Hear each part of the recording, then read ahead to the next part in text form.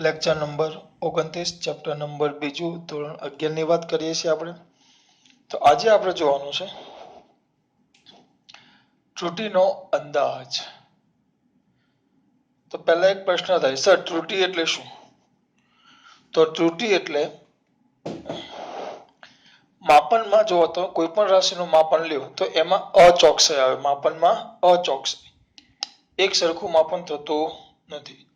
તો માપનમાં જે અચોકસાઈ જોવા મળે, અચોકસાઈ શું જોવા મળે? કઈ ચોકસાઈ બેટા? અચોકસાઈ.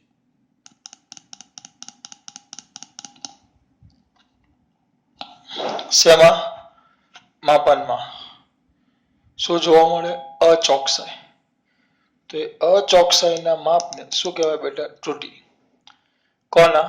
અચોકસાઈના માપને ત્રુટિ કહેવાય. એના વિશે આપણે ક્લિયર લેશું, એ સમજાવવાનો જ છે. પૂછાય ને પણ ખાલી ધ્યાન હોવું જોઈએ. એ નેક્સ્ટ પીરિયડમાં જોશું. ત્રુટિ એટલે તમારે ખામી. માપન કરો, કોઈક વસ્તુ માપો, મારું દળ માપો, કોઈકની લંબાઈ માપો, તો એમાં જે ખામી જોવા મળે ને એને ત્રુટિ કહેવાય. ત્રુટિનો અંદાજ. તો અંદાજમાં 3 ભાગ આવે, ધ્યાન આપજો. પહેલી આવે તમારી નિરપેક્ષ ત્રુટિ, બરાબર. પછી આવે સરેરાશ નિરપેક્ષ ત્રુટિ, પછી આવે સાપેક્ષ કે આંશિક ત્રુટિ, અને છેલ્લી આવે પ્રતિશત ત્રુટિ. એટલે કુલ કેટલા ભાગ થયા? કુલ 4 થયા. નિરપેક્ષ ત્રુટિ આ એમ જ છે, આ નવું નથી. સરેરાશ નિરપેક્ષ ત્રુટિ એટલે કઈ જ નહીં, તમે જે નિરપેક્ષ ત્રુટિ શોધો એનો સરેરાશ, કે નવું નથી. એટલે કુલ કેટલી થાય? 4. કઈ 4? નિરપેક્ષ ત્રુટિ, નિરપેક્ષ ત્રુટિ, સરેરાશ નિરપેક્ષ ત્રુટિ અને છેલ્લે આવશે બેટા સાપેક્ષ ત્રુટિ અને પ્રતિશત ત્રુટિ. 4 થઈ ગઈ. હવે અને મેક્સિમમ નજીક લાવો એટલે તમને અક્ષર મોટા દેખાય.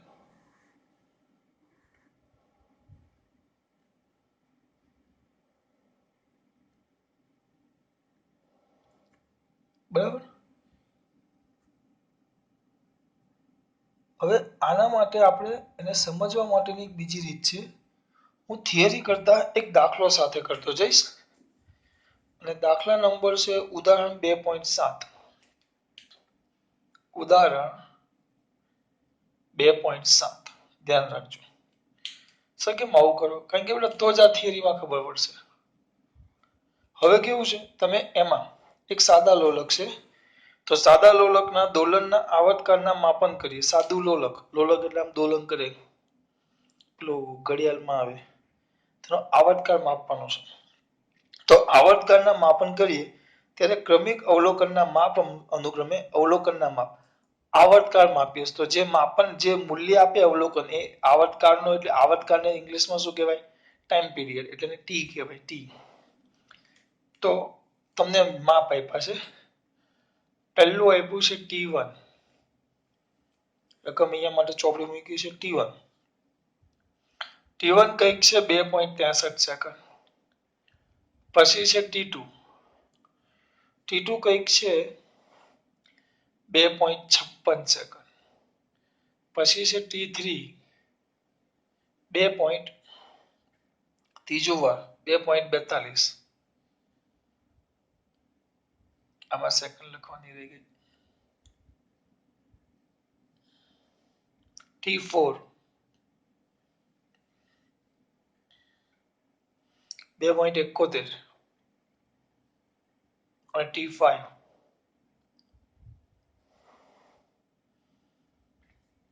2.80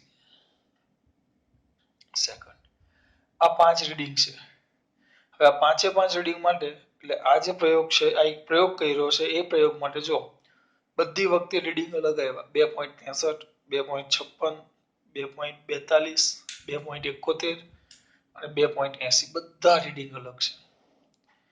તો આમાંથી સાચું મૂલ્ય કયું? સાચું મૂલ્ય આમાં રીડિંગ સાચું કયું? એક બહુ મોટો પ્રશ્ન થાય. તેનું મસ્ત નિરાકરણ છે. દાખલા તરીકે હું મારું પોતાનું દળ માપતો હોઉં, ત્રણ જગ્યાએ માપું, એક જગ્યાએ મારો 83 કિલોગ્રામ બતાવે, એક જગ્યાએ 84 બતાવે અને એક જગ્યાએ 85 બતાવે કિલોગ્રામ મારું દળ. અલગ અલગ દવાખાનામાં અલગ અલગ બતાવે. તો મારે હવે એનું સાચું મૂલ્ય માપવું હોય તો હું શું કરું છું? કેટલું હશે સર? તમે એમ કામ કરો તો 3 3 83 વત્તા 84 વત્તા 85 ભાગ્યા 3, તો સ્વાભાવિક છે ભાગ્યા 3 કરશો એટલે 84 આવશે. એવું જ તેવું જ અહીંયા અવલોકન કેટલા છે? 5. સાચું કયું છે નથી તમને કે નથી મને ખબર, તો શું કરશું? સાચું મૂલ્ય ન હોય તો આપણા પાસે શું કરવાનું? જો તમારી પાસે સાચું મૂલ્ય ન હોય તો કઈ જ નહીં, તો કઈ જ નહીં અને હમું જોયા કરવાનું. એવું ન હોય અહીંયા તેને કહો તો સાચું મૂલ્ય, કોઈ પણ રાશિનું સાચું મૂલ્ય એટલે ખરેખર એનું સરેરાશ મૂલ્ય જ થાય. સાચું મૂલ્ય એટલે ખરેખર એનું કયું મૂલ્ય થાય? સરેરાશ મૂલ્ય જ થાય. તો એને ટી બાર કહેશું, સરેરાશ મૂલ્ય એટલે T bar is equal to T1 plus બધાનો સરવાળો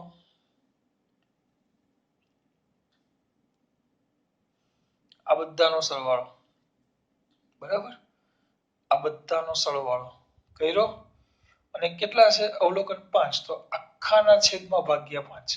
અહીંયા કરું તો એક લીટી ઘટે એટલે અહીંયા કર્યા છે, બરાબર. ચો કિંમત મૂકો બેટા. T1 કેટલા? સરેરાશ લઈ જ આવે ને, સરવાળો ભાગ્યા જેટલી સંખ્યા એટલા 5. 2.63 વત્તા 2.56 વત્તા 2.42 પ્લસ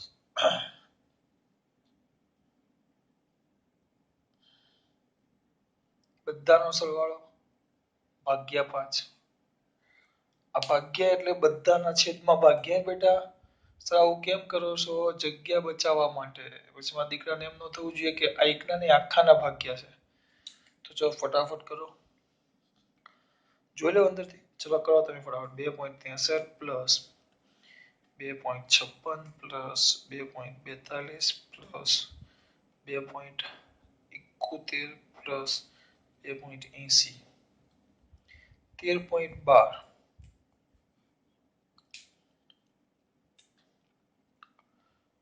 13.12 ભાગ્યા પાછા 5 ભાગ્યા 5 કરો ભાંગા 5 2.624. આ ભાંગા 5 કરું ને તો 2.624 આવે, તો ઇઝ ઇક્વલ ટુ 2.624. હવે અહીંયા જો આ બધા પોઈન્ટ પછી બે આંકડા, પોઈન્ટ પછી બે આંકડા, પોઈન્ટ પછી, કારણ કે સરવાળો છે તો સરવાળામાં આપણે એવું કરીએ પોઈન્ટ પછીના ઓછામાં ઓછા સાર્થક અંકો ધ્યાનમાં લેતા. તો પોઈન્ટ પછી બધામાં 2 2 2 2 2 જ છે, તો આમાં પોઈન્ટ પછી 2 હોવા જોઈએ. તો વ્યવસ્થિત રાઉન્ડ ઓફ કરો તો પોઈન્ટ પછી 2 લેવું, T12 પોઈન્ટ પછી 2, તો આ કાઢી નાખો તો આ 2 થયા, 2.62 સેકન્ડ.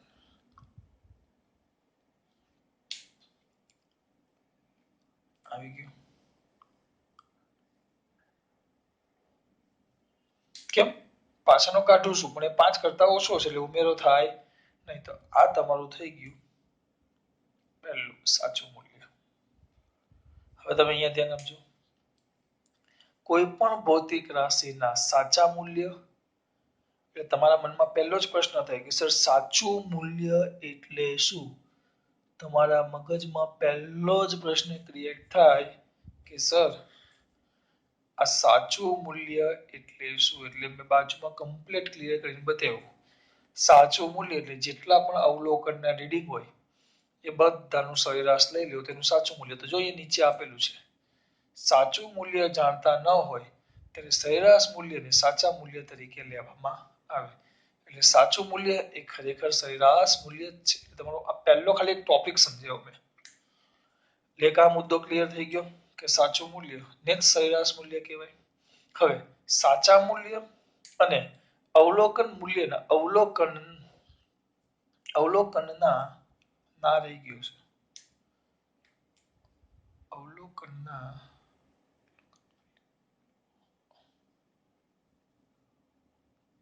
અવલોકનના મૂલ્યના ધન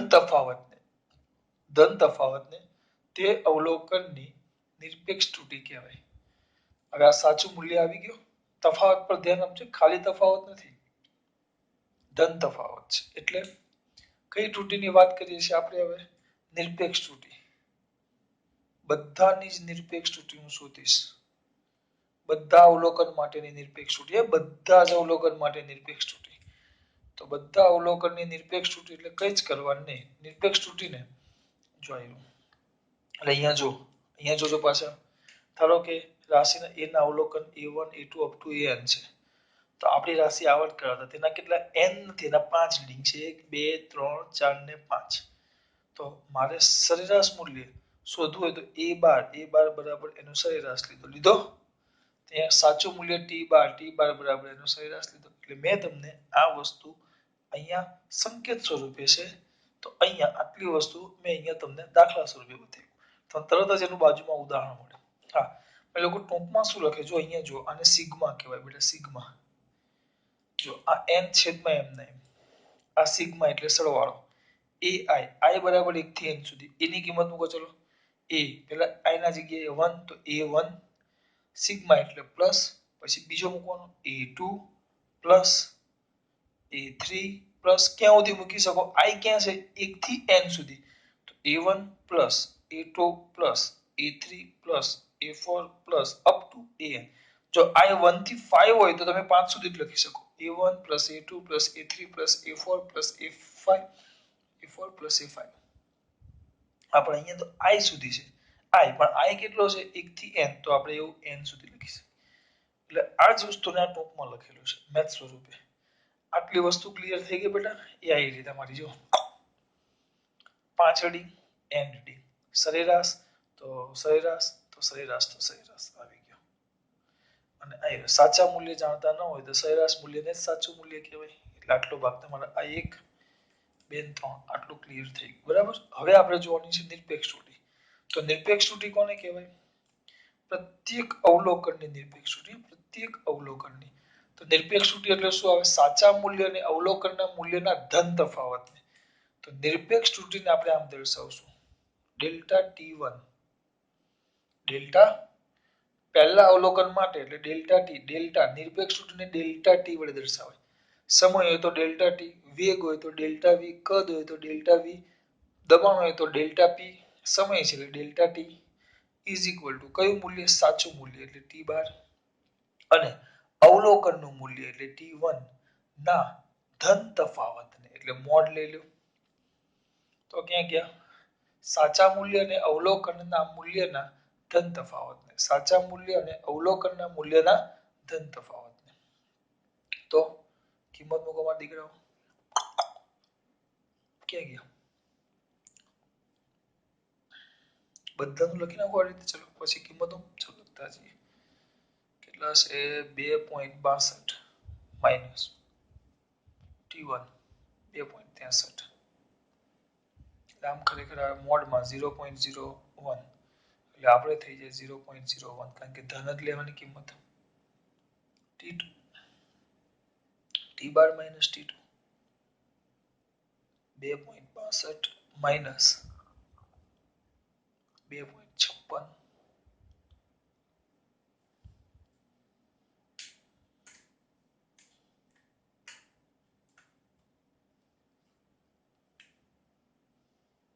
તો 62 માઇનસ 2.56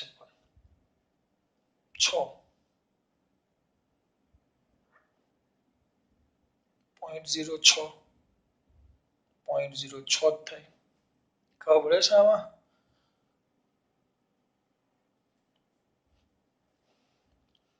ડેલ્ટા ગીચવા જેવું લાગશે પણ બેટા આ એક સાથે સમજાવો ને તો જ ખબર પડે. એટલે આવું થોડું ગીચવા જેવું થઈ ગયું છે. મોઢું નહીં બગાડવાનું. 2.62 માઇનસ ડેલ્ટા t3 2.42 0.20 પણ એ પણ ધન જ આવશે. Delta t4 t12 minus t4 2.62 minus 2.71 2.71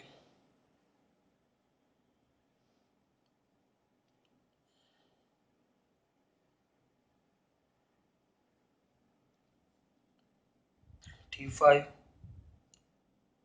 t bar minus t5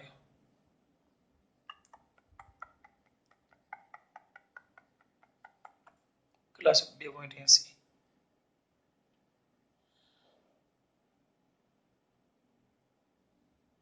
જો તો નિરપેક્ષ ત્રુટિ એટલે શું કર્યું પહેલા અવલોકનની નિરપેક્ષ ત્રુટિ એટલે સાચું મૂલ્ય માઈનસ પહેલું અવલોકનનું મૂલ્ય એનો ધન તફાવત બીજા અવલોકનની નિરપેક્ષ ત્રુટિ એટલે સાચું મૂલ્ય માઈનસ તેનું અવલોકનનું મૂલ્ય એનો ધન તફાવત દરેક માટે રીતે શું તો આ મને મળી ગઈ નિરપેક્ષ ત્રુટિ એટલે નિરપેક્ષ ત્રુટિ એટલે કોઈ પણ ભૌતિક રાશિના સાચા મૂલ્ય અને અવલોકનના મૂલ્યના સાચા મૂલ્ય ટી બાર ટી બાર ટી બાર ટી બાર ટી બાર ટી બાર અને અવલોકનના મૂલ્યો T1 T2 T3 T4 અને T5 ના ધન તફાવતને ધન એટલે આપણે મોડ લખ્યું છે માંડ નહીં મોડ નથી કરતો દેખાય બેટા થોડુંક ગીચું છે પણ સમજી જજો આ થઈ ગઈ નિરપેક્ષ ત્રુટિ તમારું અહીંયા સુધીનું ક્લિયર થઈ ગયું બેટા અહીંયા સુધીનું બધા મુદ્દા ક્લિયર થઈ ગયા જો આના પરથી જો હું થઈ લઉં ધારો કે કોઈ પણ રાશિના સાચા મૂલ્ય અને અવલોકન મૂલ્યના તફાવતને ધન તફાવતને શું કહેવાશે નિરપેક્ષ ત્રુટિ ધારો કે નિરપેક્ષ ત્રુટિ કહેવાય જો સાચું મૂલ્ય જાણતા ન હોય તો સરેરાશ મૂલ્ય લેવાનું એટલે પહેલા બે મુદ્દા થઈ ગયા એક રાશિ છે એ એના મૂલ્ય a1 a2 up to an છે તો સાચું મૂલ્ય a12 અથવા સરેરાશ મૂલ્ય a12 is equal to a12 is equal to a12 તો a12 is equal to શું થાય બેટા લબાડ નહીં a12 તો એ હું કહેતો તો a12 is equal to a1 plus a2 plus up to an by n આવી ગયું ટૂંકમાં આ ઉપરના ભાગને સિગ્મા કહેવાય ai is equal to 1 2 3 up to n એટલે i is equal to 1 to n ને n m ને m પછી કોઈ પણ રાશિની નિરપેક્ષ ત્રુટિ તો પહેલું અવલોકન માટે નિરપેક્ષ ત્રુટિ તો પહેલા અવલોકનની નિરપેક્ષ ત્રુટિ બરાબર સાચું મૂલ્ય માઈનસ પહેલું અવલોકનનું મૂલ્ય ધન તફાવત બીજાનો n નો તો અહીંયા બેટા સરેરાશ અને અહીંયા બધાનો ધન તફાવત પછી અહીંયા છે સરેરાશ નિરપેક્ષ ત્રુટિ જો બાજુમાં છે સરેરાશ નિરપેક્ષ ત્રુટિ દેખાતી હશે દીકરાઓને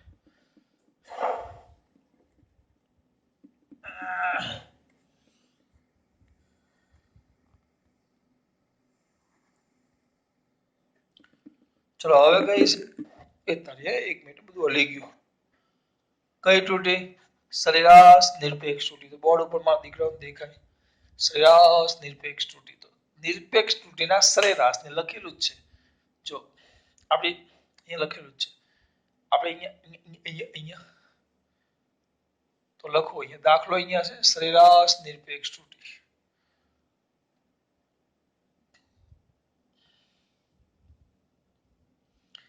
સરેરાશ નિરપેક્ષ ત્રુટિ તો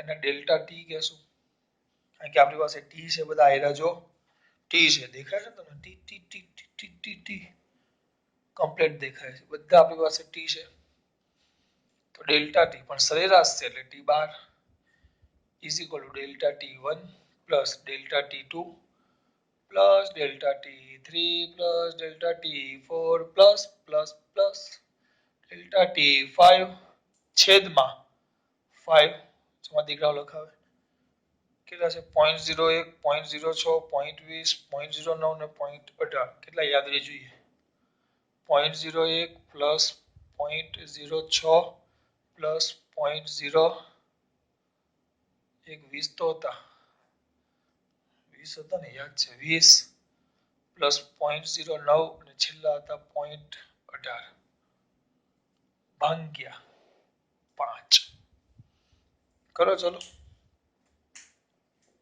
મજા આવે એવું ચો લાગી પડો 0.01 પ્લસ 0.06 પ્લસ 20 પ્લસ 0.09 પ્લસ 0.18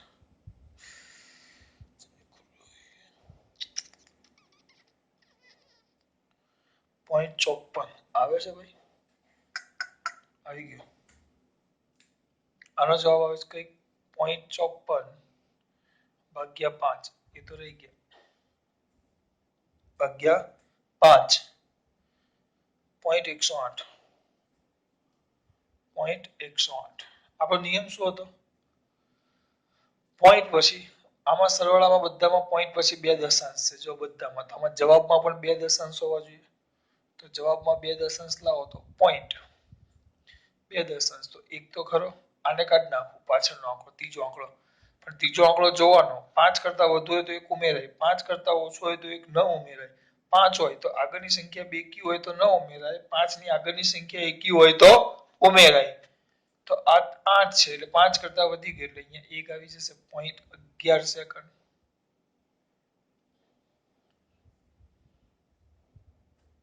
આવી ગયો તમારો હવે એ વસ્તુ અહીંયા જુઓ તો આપણે અહીંયા હું લીધેલા બધા ડેલ્ટા T1 પેલામાં તો ક્લિયર કરે એવું તો ડેલ્ટા A1 ડેલ્ટા A2 બધી જે નિરપેક્ષ ત્રુટી મળે તો દરેક અવલોકનની નિરપેક્ષ ત્રુટી કહેવાય જે ધન જ હોય કેમ કારણ કે આપણે મોડમાં લખેલું છે એટલે કમ્પલસરી ધન જ હોવાના નિરપેક્ષ ત્રુટીના સરેરાશ નિરપેક્ષ ત્રુટી કહેવાય જો આ સરેરાશને આ સિગ્મા આવ્યો પાછો એ n સાઈડમાં લખી નાખો સિગ્મા એટલે ઉપરનો બધાનો સરવાળો અહીંયા 5 સુધી હોય તો i is equal to 1 to 5 આવી ગયું બરાબર તો અહીંયા અમે આવી ગયું જો એ જ વસ્તુ દાખલો એટલે મેં બાજુમાં કર્યું છે ખબર પડે છે ચલો પછી તો એનો નીચે મુજબ લખી શકાય તો તમે સમયને કેમ લખી શકો આપણે આવર્તકાળને જો આમ લખાય આવર્તકાળ લખો ચલો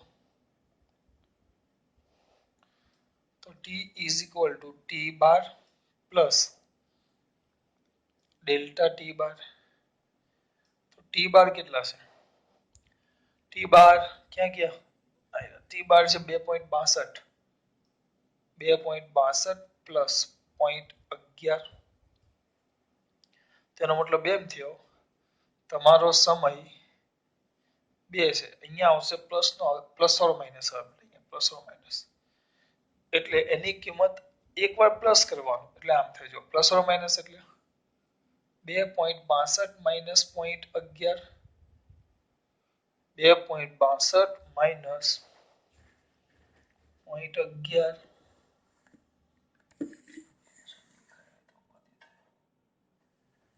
2.62 માઈનસ 0.11 એકવાર માઈનસ કરવાનો સમય અને એકવાર પ્લસ કરવાનો પ્લસ 0.11 સેકન્ડ તો ખરો છે ભાઈ હા પાછો સેકન્ડ તો ખરો છે તો 0.11 બાદ કરો તો 2.51 ટી અને પેલો 2.73 એટલે તમારો સમય 2.51 અને 2.73 સેકન્ડની વચ્ચે હોય એપ્રોક્સિમેટલી બેટા પાછા મુક્ત જગને એમ કહે કે સર આ તો 2.42 છે જો આ બહુ મોટો ફરક છે ને એટલે નકર તો બધા બાકીના બધા જો આની વચ્ચે આવી ગયા આ રીતે થાય આ લખવાની જરૂર નથી પણ આમ લખાવાય એમ આ બધી વસ્તુ તમને આમે ઉદાહરણ આપું પછી તો ત્રીજું કઈ ત્રુટી સાપેક્ષ ત્રુટી તો બહુ ઈઝી ચાલો સાપેક્ષ ત્રુટીનું સૂત્ર શું હતું ડેલ્ટા ટી બાર સરેરાશ નિરપેક્ષ ત્રુટી છેદમાં કઈ ત્રુટી સરેરાશ નિરપેક્ષ ત્રુટી છેદમાં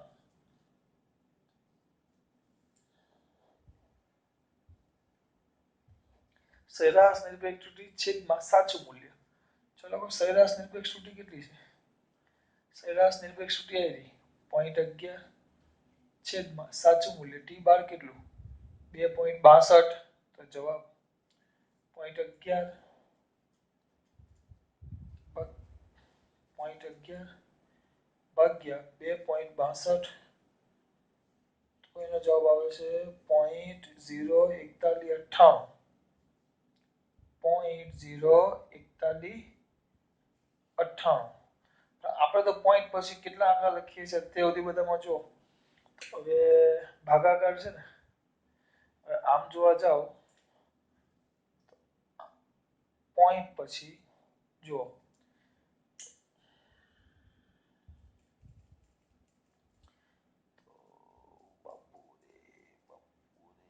108 લેવું છે કે 11 લીધું છે બામ જેવા હોય એના પરથી ફરક પડશે. આ જવાબ લખો, જવા દો. આ ભાગાકાર થયો કહેવાય. શું થયો કહેવાય? ભાગાકાર. હવે આ જો ભાગાકાર થયો હોય તો ભાગાકારમાં શું હતું? ઓછામાં ઓછા સાર્થક અંકો. તો આના જોજો ને, બધા સાર્થક અંકોની મગજમારી જે હશે, આના કુલ સાર્થક અંકો કેટલા થાય? 2. અને આના કુલ સાર્થક, કારણ કે 2 જ થાય, પોઈન્ટ પછી સીધા 2 આંકડા. આમાં 1 2 3 ઓછામાં ઓછા. જવાબમાં કુલ કેટલા સાર્થક અંકો હોવા જોઈએ? 2 સાર્થક અંકો. જવાબમાં કુલ કેટલા સાર્થક અંકો હોવા જોઈએ? 2. તો જવાબમાં 2 સાર્થક અંકો. તો આ પોઈન્ટ પછીના ન ગણાય 0, પણ હવે આ 1 ને 2 જ કહેવાય. તો પાછળનું 98 કાઢવાનું છે મારે. તો 98, આ પાછળનો ભાગ મારે કાઢવો હશે, આટલો કાઢવો હશે, તો આગળ ચેક કરવાનો 9. છેલ્લો આંકડો 9 છે, એટલે આપણે જે કાઢવાના પછીનો 9 છે, 9 એટલે 5 કરતા વધારે, 0.042. આનો એકમ નો આવે, કેમ? સાપેક્ષ ત્રુટિ છે, સમયના છેદમાં સમય છે. જો આ સમય આવે, આ પણ સમય આવે, સમયના છેદમાં સમય તો ઉડી જાય, એટલે 0.42. પછી ચોથું, પ્રતિશત ત્રુટિ. તો પ્રતિશત ત્રુટિ તમને બાજુમાં આપેલી જોઈ. સાપેક્ષ ત્રુટિને ટકાવારીમાં લખો.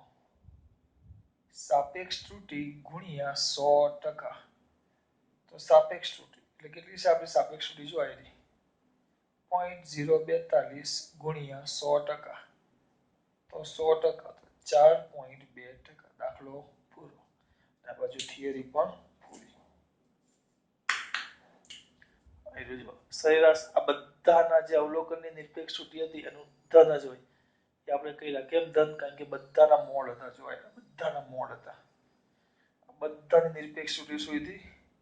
પછી એનો સરેરાશ લીધો, એ ધન જ આવે, કારણ કે એ ધન. તો જો નિરપેક્ષ ત્રુટિ, અવલોકનની નિરપેક્ષ ત્રુટિ છે, તો આપણે આ 5 છે, અહીંયા એ નથી, તો એનો એ ધન જ હોય. કેમ? કારણ કે બધા મોડના મોડ ધન તફાવતને નિરપેક્ષ રાશિના સરેરાશને કઈ ત્રુટિ કહેવાય? નિરપેક્ષ ત્રુટિ. તો નિરપેક્ષ રાશિના સરેરાશને સરેરાશ નિરપેક્ષ ત્રુટિ કહેવાય.